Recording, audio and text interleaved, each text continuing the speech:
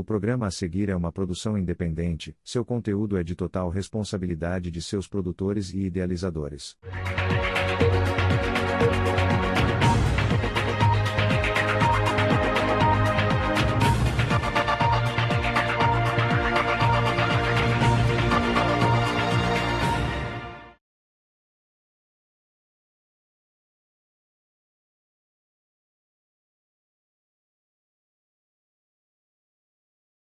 Olá, meu nome é Maíne Soares, eu tenho 24 anos e sou mãe de 2 meninos. O primeiro parto, foi parto normal, foi super tranquilo, a gravidez toda, não tive nenhum problema. Fui super bem acompanhada e o parto também foi super rápido, super tranquilo, então foi tudo certo. E o segundo, eu já tinha uma certa experiência, Então, não procurei assim muito mais informação, Foi quando eu tive o problema com a pressão alta. A minha mãe é hipertensa, mas eu nunca achei que fosse dar algum problema, Não deu nada na primeira gestação e foi quando apareceu na segunda mesmo, foi muito inesperado. Eu fui na minha consulta de pré-natal, E eu tinha engordado quilos a mais do que era pra engordar, ou cerca de 2 quilos por mês. Estava sendo acompanhado por uma enfermeira, O médico que era pra me acompanhar, ele tava de férias. Então eu tive só apenas 2 consultas com ele e o resto das consultas foi com a enfermeira. Eu acho que foi o que ocasionou o parto prematuro do meu bebê. Foi o problema da pressão. Eu fui na minha consulta, de pré-natal, e aí ele me orientou. Nesse dia eu fui com o clínico geral, ele estava lá nesse dia. E aí ele me orientou, que se não baixasse a pressão, que estava 19 por 10, se eu não me engano. Me orientou que se não baixasse era para eu ir para maternidade. Aí eu vim para casa, fiquei acompanhando, tomando remédio e não baixou. E quando foi no outro dia, à tarde, eu fui para maternidade e já fiquei internada. Aí eu passei 2 dias com os médicos tentando baixar a pressão com medicamento na veia e tudo, mas não baixou.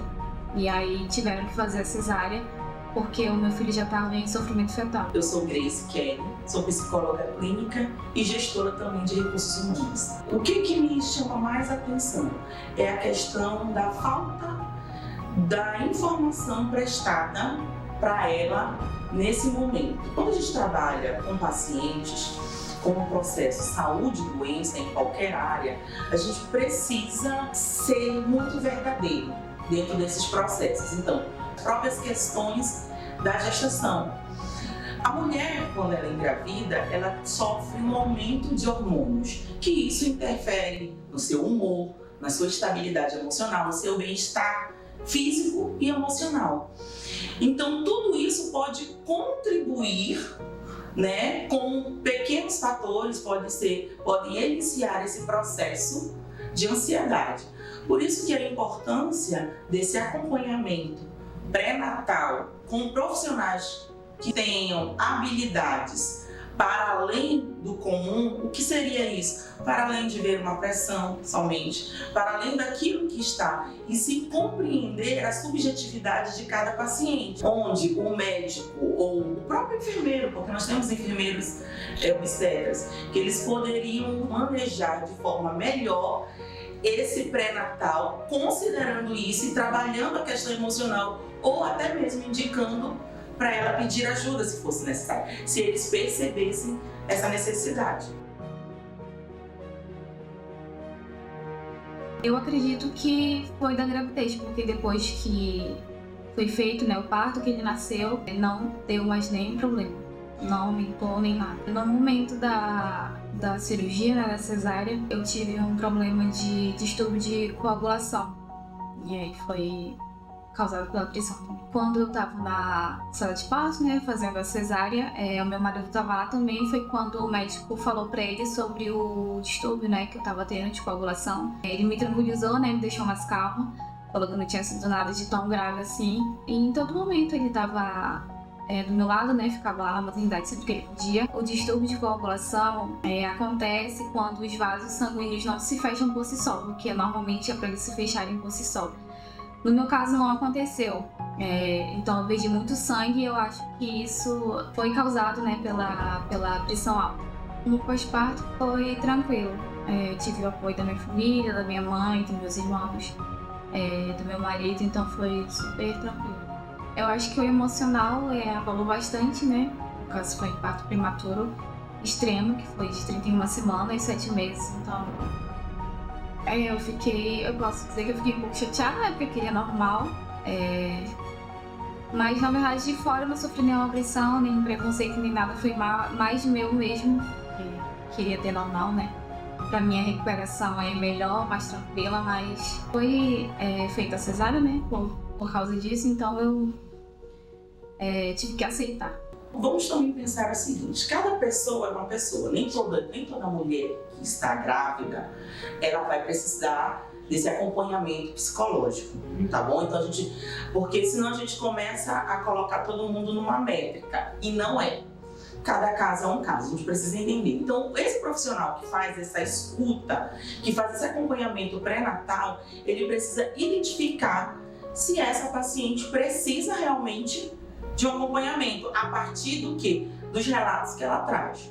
Ok, identificou. O que seria esse acompanhamento de qualidade? Primeiro ter um profissional habilitado a esse acompanhamento gestacional. Porque assim, nós somos psicólogos, mas cada um trabalha numa área, vamos dizer assim, pensa no engenheiro. Tem engenheiro civil, engenheiro de pesca, florestal. Então o psicólogo também, apesar de nós aprendermos sobre tudo, de uma forma generalizada, mas tem os profissionais que atuam na área. O tratamento psicológico de qualidade é você entender, compreender aquilo que está dando mais angústia para o paciente ou aquelas maiores dificuldades que ele tem e elaborar estratégias para ele lidar melhor com isso. Não existe uma fórmula única, porque algumas estratégias vão ser positivas para uns pacientes e outras estratégias não. Então, por isso que a subjetividade de cada paciente e o contexto social dele, eles são muito importantes de ser considerados. Para mim, na minha opinião, o parto normal é 1000 vezes melhor. A recuperação, para mim, foi super tranquila, tanto o parto também foi super rápido, super tranquilo. Na cesárea tinha um pouco de preconceito, porque já me falavam que era pior, que é mais sofrido. Preconceito e medo junto, com relação aos pontos, corte e tudo, então não tinha esse preconceito.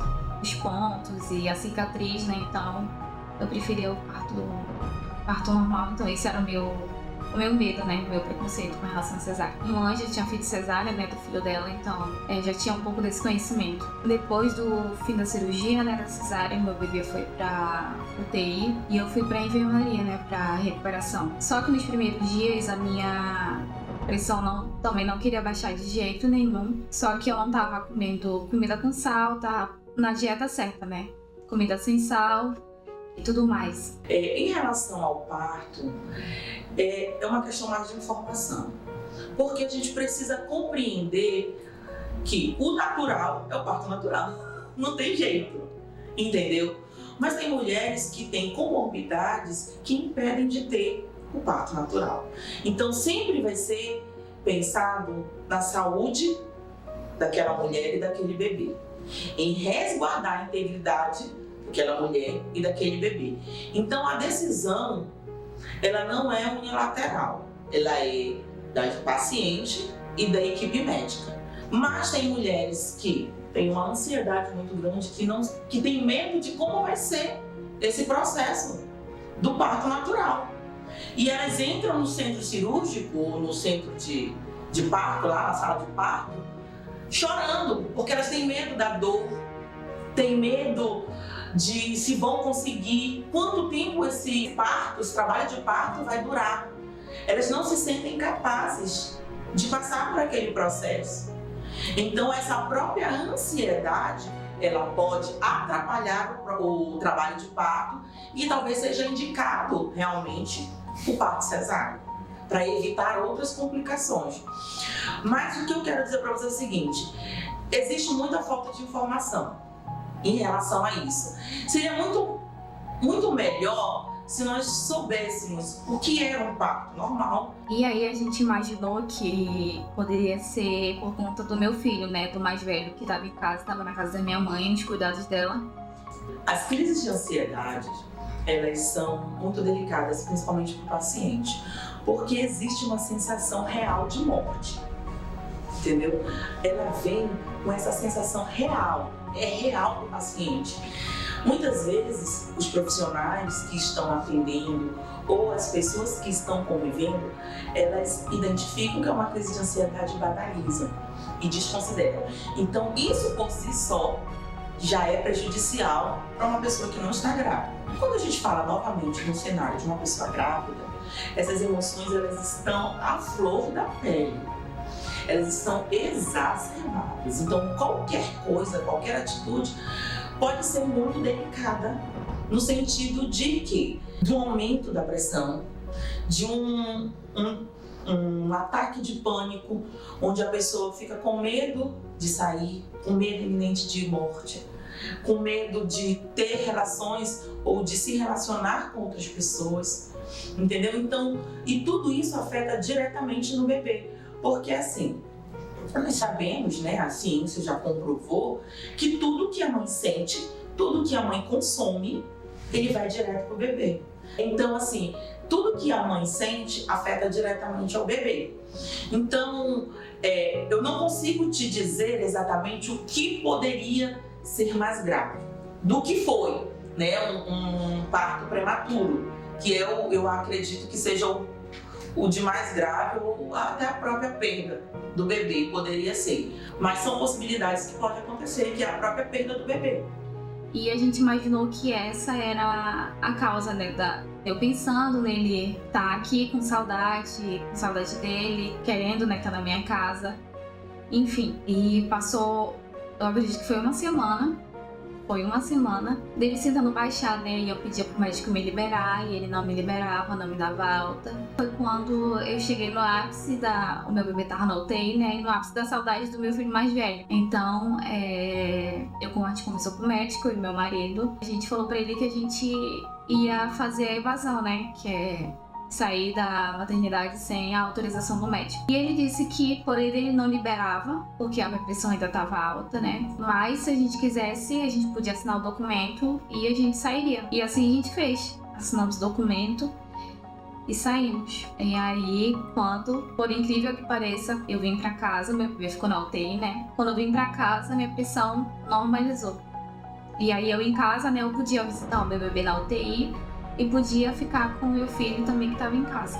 Me dividia entre os dois. Como eu falei, né, a gente achava que era essa questão da saudade do meu filho, da distância, da preocupação. Então a gente conversou, né, eu e ele, e a gente entrou nesse consenso. Então ele super apoiou, foi ele que conversou com o doutor, né, falou sobre a situação. E ele tomou a frente, ele assinou o papel.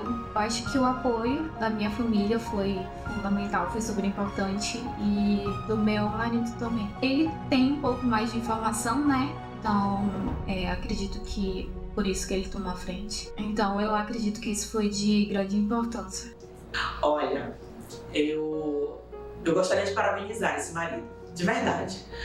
Porque é muito difícil para um homem compreender as emoções de uma mulher. Ponto. Muito mais difícil compreender as emoções de uma mulher grávida.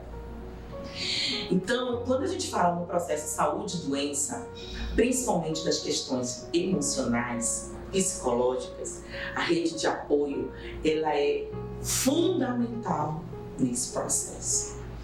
Então, assim, a gente nem sempre vai acertar nas nossas ações, mas você estar presente, você se fazer presente, você se mostrar disponível, gera uma confiança que faz com que você passe por aquele processo de uma forma menos dolorida, de uma forma que afete menos você.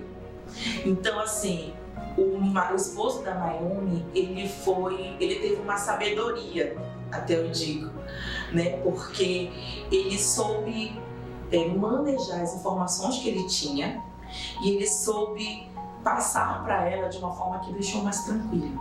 Porque ela relata isso, que ele passou, né, de uma forma mais tranquila para ela, apesar de ser a verdade. Mas a verdade ela pode ser dita de várias formas. Ela pode ser dita de uma forma agressiva ou de uma forma acolhedora. E é essa a diferença. É como você trata, é como você acolhe a pessoa, é como você está junto.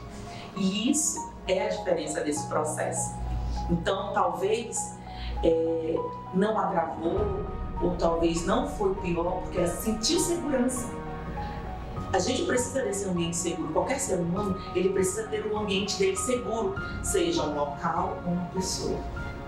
E ele, nesse momento, foi esse ambiente seguro para ela. A gente tem a nossa vida, nós mulheres, o homem também, quando ele participa desse processo, né? Temos uma vida, né? Pensamos, idealizamos, projetamos a nossa vida. Eu planejo, eu descobri que estou grávida. Então, meu plano eu vou passar 9 meses grávida. E a minha gravidez, eu sei que a gravidez tem enjoo, eu sei que muitas vezes é dor de cabeça. Para se alimentar, às vezes é difícil, mas para umas pessoas não sentem, para outras sentem muito. E aí, quando a mulher descobre que ela está grávida, ela perde um pouco da sua identidade. Eu deixo de ser a Grace, eu passo a ser a mãe dele. Por mais que o bebê ainda não tenha nascido. É comum a gente ver as pessoas indo, eu vou visitar fulano, vou lá na casa de fulano, aí leva um presentinho para quem? Pro bebê quando tá grávida.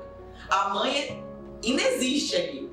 E a partir daquele momento também, e é um processo natural, ok? Mas a partir daquele momento, aquela mãe, ela deixa de planejar por ela e começa a planejar a partir desse bebê. E aí, é ruim, Grace? Não, mas tem algumas mulheres que têm dificuldade de lidar com isso. E a gente precisa considerar e compreender isso também, porque isso afeta diretamente no emocional dessa mulher, que pode afetar esse bebê. E pode ser um problema, se não trabalhado, se não elaborado, que vai acarretar consequências para o resto da vida dessa mulher. Muitas vezes, até após o processo da gravidez do bebê, essa mulher ela não consegue se reconhecer como mulher. Por que eu falo isso? Porque muitas vezes essas mulheres elas não conseguem ter um tempo para elas.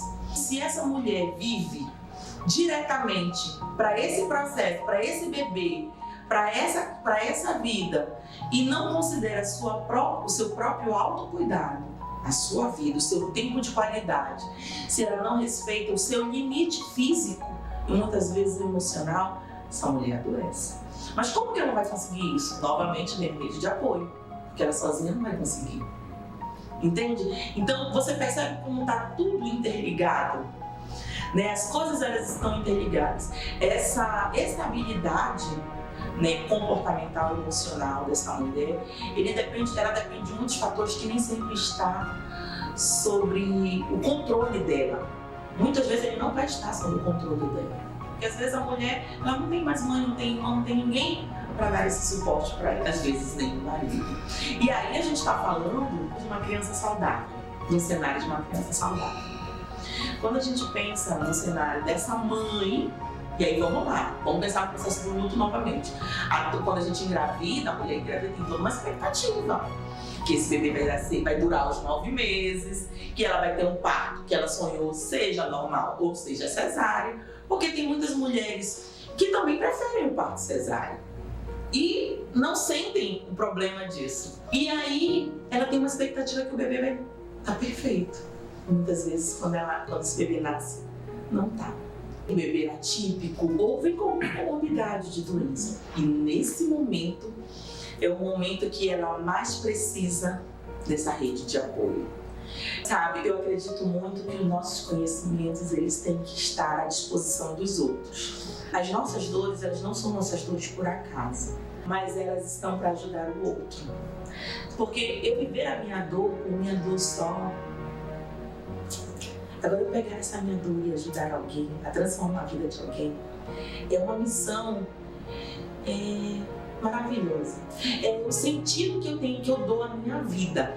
Então, eu acredito muito que a psicologia, ela não transforma só o paciente, mas ela também transforma o psicólogo.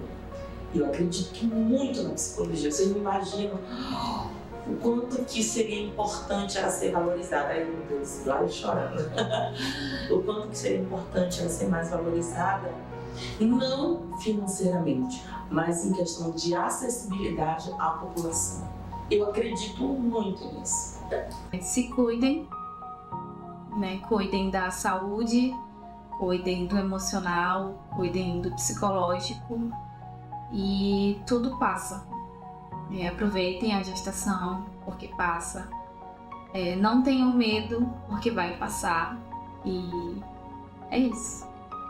Eu preciso conhecer. Vamos estudar, vamos procurar. Hoje a gente tem acesso à informação. O que pode acontecer? O conhecimento, ele salva a vida. O conhecimento, ele nos liberta, ele não nos enjaula. Então, quando a gente está vivendo principalmente algo novo, por mais que a experiência do outro, eu saiba da experiência do outro, eu preciso também compreender que a minha experiência vai ser única. De cercar de pessoas, de uma rede de apoio. Se eu não tenho uma rede de apoio, eu construir isso. Quem são as pessoas que estão comigo? Quem são as pessoas que eu posso contar? Quem são as pessoas que podem até mesmo ter uma experiência que podem me ajudar? Mas reconhecer que cada experiência, que cada pessoa é uma pessoa, que eu vou viver as minhas próprias experiências, não colocar muita expectativa a partir da vivência do outro, entender que o meu momento vai ser diferente e viver esse momento de forma mais intensa, porque a gravidez, ela, por mais que seja difícil, ele é único e ele é maravilhoso. Sabe, você está com um ser dentro de você, então você precisa conversar com esse ser a partir daí. Olha essa conexão, mãe, filho, né? Então, viver isso de forma mais intensa, mais genuína, que é um processo que pode ser difícil, devido ao que você pode estar vivendo, mas ele não deixa de ser lindo, sabe? Ele é incrível, é único, é um ser, é uma dádiva que só as mulheres têm, né? Que é gestar uma vida, né? Então isso é um presente muito grande. Mas a gente também precisa compreender que nem todo mundo entende assim, dessa forma, e aceitar isso. E se realmente você não sente isso como uma dádiva, procure uma ajuda para compreender e para viver esse período de uma forma que seja menos difícil para você.